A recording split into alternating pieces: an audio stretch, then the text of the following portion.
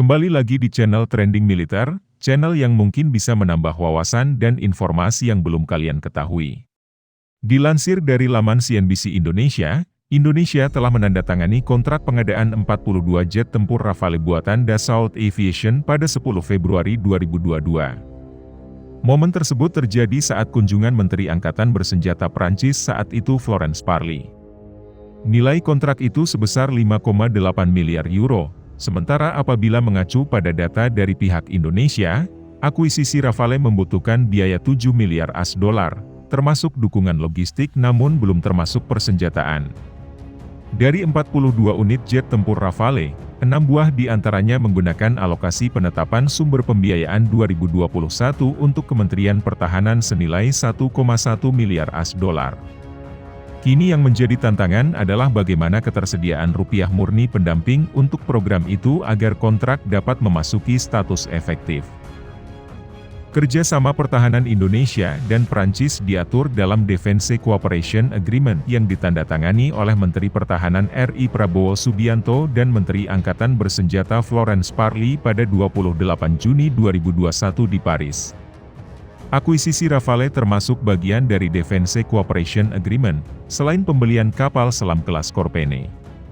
Upaya mewujudkan pengadaan Rafale kini menjadi batu ujian bagi Indonesia dalam menjaga hubungan diplomatik dengan Prancis, terlebih setelah Prancis dikecewakan oleh Australia setelah negeri Kangguru membatalkan kontrak akuisisi 12 kapal selam diesel elektrik. Indonesia sekarang menjadi pertaruhan penting bagi Prancis sebagai bagian dari upaya negara itu memperkuat kehadiran di kawasan Indo-Pasifik sebagaimana diuraikan dalam dokumen France and Security in the Indo-Pacific yang diterbitkan pada 2019. Terkait dengan upaya mewujudkan rencana akuisisi 42 Rafale, isu ketersediaan alokasi anggaran merupakan hal kritis yang perlu diperhatikan. Hingga Juni 2022, pesanan 42 Rafale dari Indonesia belum tercatat dalam backlog order Dassault Aviation. Indonesia masih memerlukan pinjaman luar negeri sebesar 5,9 miliar AS dolar untuk membawa pulang 36 Rafale beserta dukungan logistiknya, namun tidak mencakup persenjataan.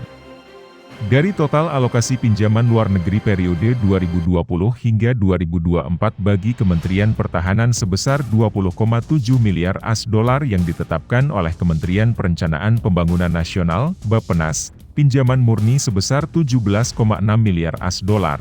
Sisanya yakni 3,1 miliar AS dolar harus disediakan oleh Indonesia karena merupakan dana RMP. PSP 2021 yang terdiri atas 35 kegiatan telah menyerap 7,7 miliar AS dolar dari alokasi keseluruhan 20,7 miliar AS dolar, sehingga alokasi pinjaman luar negeri yang tersisa adalah 13 miliar AS dolar.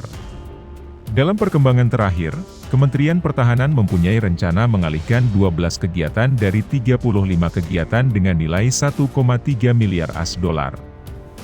Untuk memenuhi kewajiban kontraktual pembelian 36 Rafale, berarti terdapat sejumlah program pengadaan dalam daftar rencana pinjaman luar negeri 2020 hingga 2024 yang harus dibatalkan dan dananya direalokasikan bagi pengadaan jet tempur Rafale.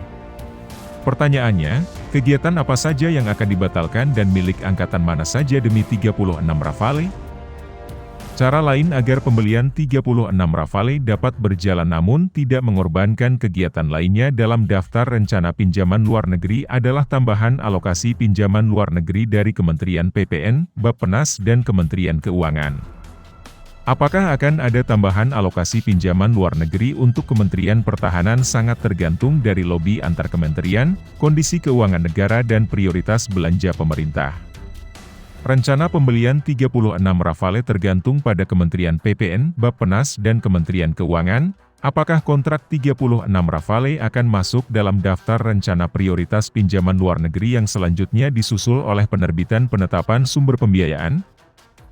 Jangan dilupakan pula aspek politik eksternal, di mana kegagalan Indonesia memenuhi janji untuk mengakuisisi 36 Rafale akan memengaruhi keyakinan Prancis tentang keandalan Indonesia sebagai mitra.